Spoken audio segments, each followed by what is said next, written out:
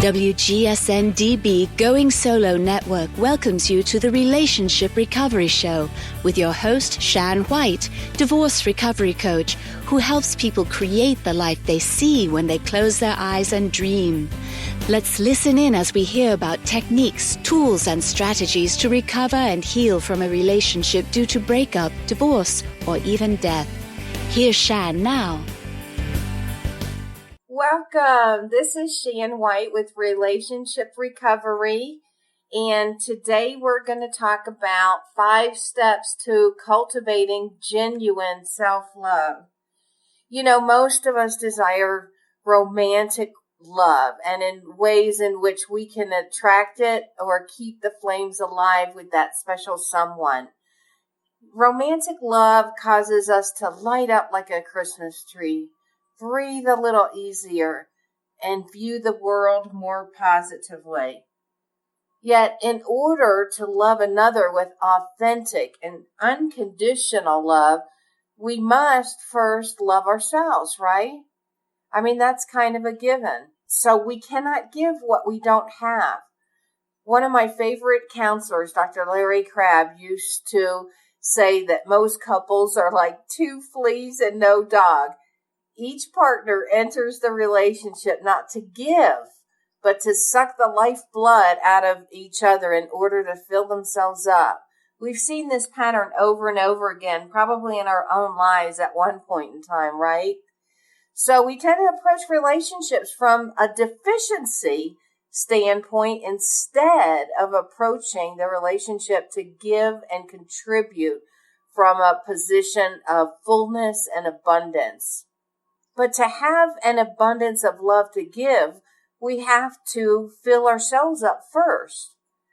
I recently worked with a client on some of these same issues and developed a strategy that was very effective.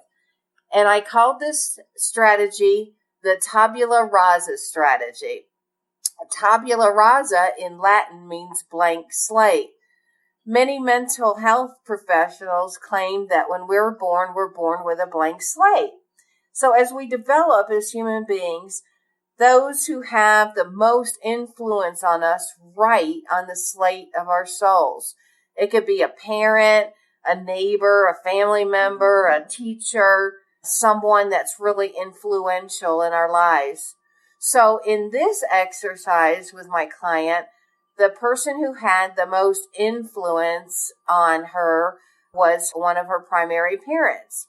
When we discussed what this primary parent, her father in this case, wrote on the slate of her soul, words like unworthy, insignificant, unimportant, and invisible came to her mind.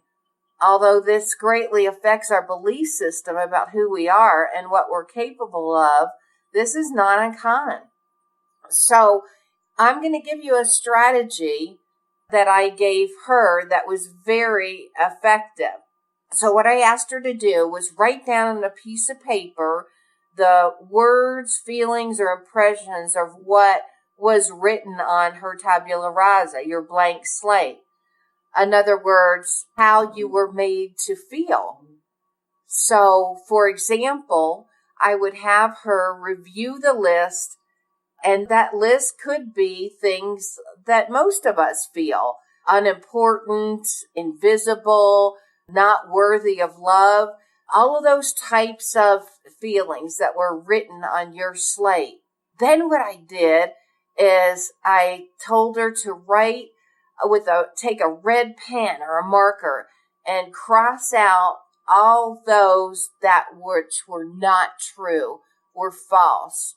For example, if you were made to feel unworthy of love, is that in actuality true about you? And indeed it is not. You were innately born worthy of love. The fact that you're here on this planet makes you a worthy, valuable, significant human being. Then what I did was I told her to take that same piece of paper that she wrote down all of those senses of feelings after she drew a red marker through all that which was not true, and then burn it up.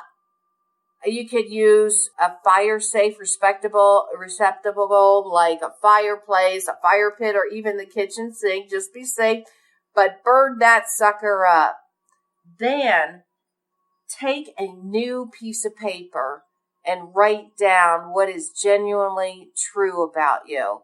So my client wrote things like vibrant, conscious, worthy, wanted, loved, fully expressed.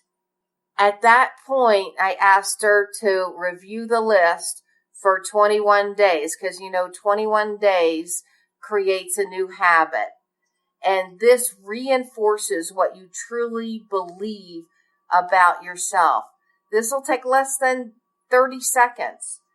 Terrific strategy. I really encourage you to consider doing this.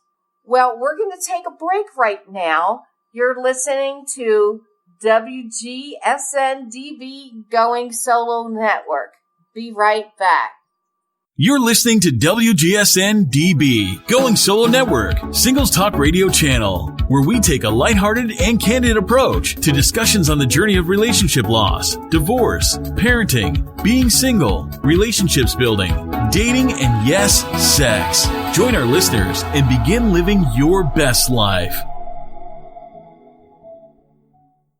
You're listening to WGSN-DB Going Solo Network. So just to recap, we just talked about developing a strategy to cultivate self-love, because if you don't have yourself filled up with love, how can you expect to move forward and attract the love that you're looking for?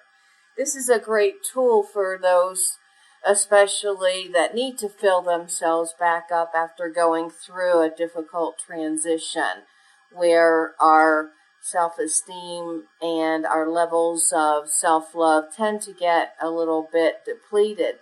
So since we're talking about that, I'd love to share with you the 4 levels of love that I learned from Tony Robbins as a part of my coach training. I found it to be incredibly helpful, and I hope that it does you as well. The reason why it's so important to me, and I hope it is to you, is because it gave me a practical way in which to determine the level of love I was giving to those important to me. So as we talk through the 4 levels of love, you will gain the greatest benefit if you will, number 1, be brutally honest with yourself, and then recognize what level of love you're currently living. Not how you aspire to love, but what your current state is. Don't allow yourself to fall into self-judgment. Instead, just be aware of your hunger to love at a higher level. Okay, so let's get started. Level number 1 is baby love. Baby love is a love that has ceased to mature beyond the stage of infancy.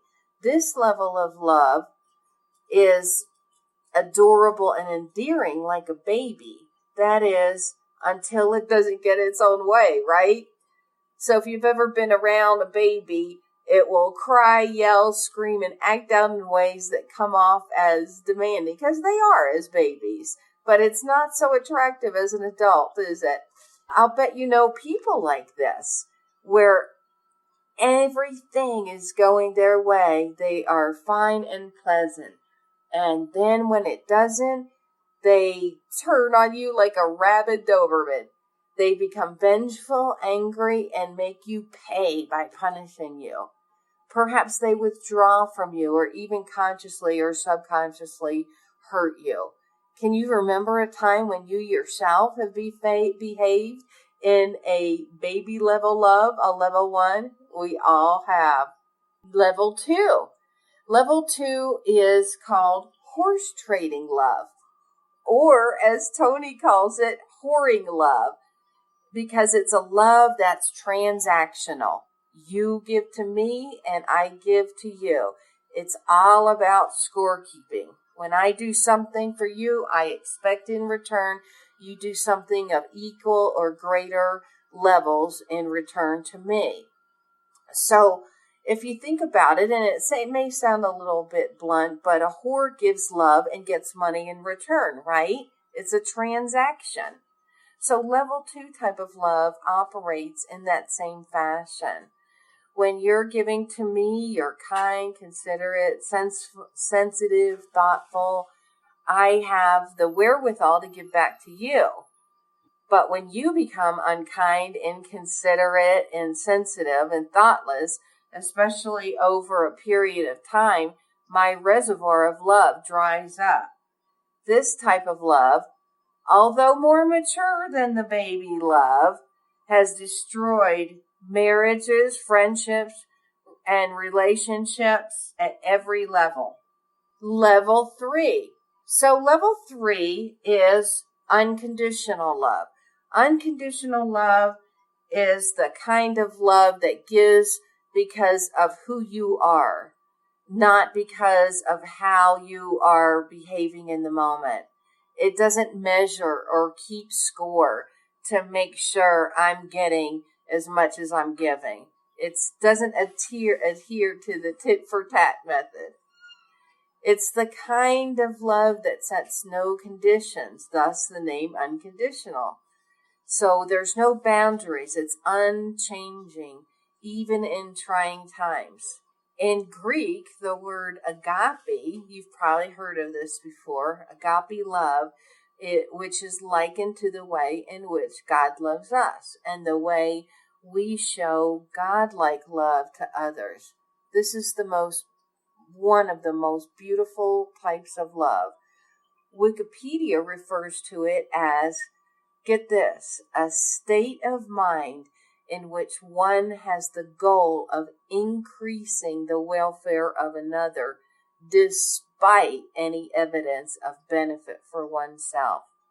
Although this level of love is challenging to operate from a day-to-day basis, it doesn't mean that it's not worth aspiring towards.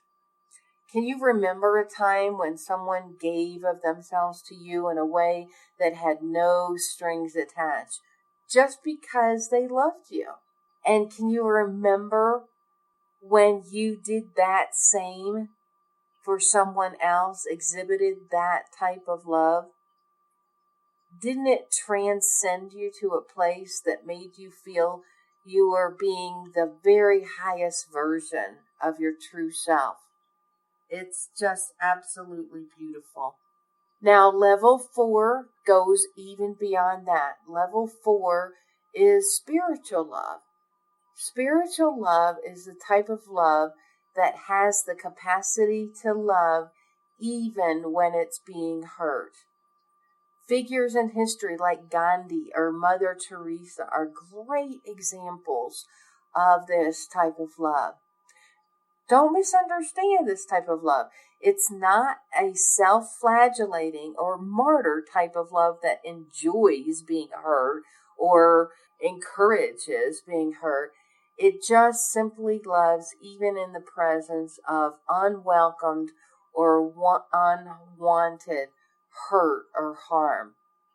We probably have all experienced this type of love, where we love someone that is not loving us back and instead is consciously or unconsciously trying to cause harm to us, simply because of their own muted level of awareness. It goes without saying that most of us don't live in this mode of being, as it were, on a continual basis. But as Michelangelo said, the greater danger for most of us lies not in setting our aim too high and falling short, but instead in setting our aim too low and achieving our mark. Again, an aspiration worthy of shooting for. Today we've talked about strategies to create self-love for ourselves. We talked about the 4 levels of love: baby love, horse trading or whoring love, level 3, unconditional love, and level 4, spiritual love. So where are you today? What type of level of love is your mode of being? And what level would you like to take it to? Isn't it worth shooting for and living in a higher level of mode of love to fill yourself up and to be able to attract the type of love that you're looking for? We all know that we attract what we think we deserve. And don't you deserve more? And don't you want to attract a higher level of love? This is something that we all aspire to. And in our truest nature, down deep, this is what we are made of. This is what we are created for. And this is what we all desire and aspire to be. Tonight, I'd love to wish you heightened levels of love so that you can attract the type of person that you are truly worthy of. If you have questions or comments, please go on to the Going Solo Network and ask a question, make a comment. In the meantime, you're listening to WGSN-DB Going Solo Network. This is Shan White, host of Relationship Recovery. Talk to you next week.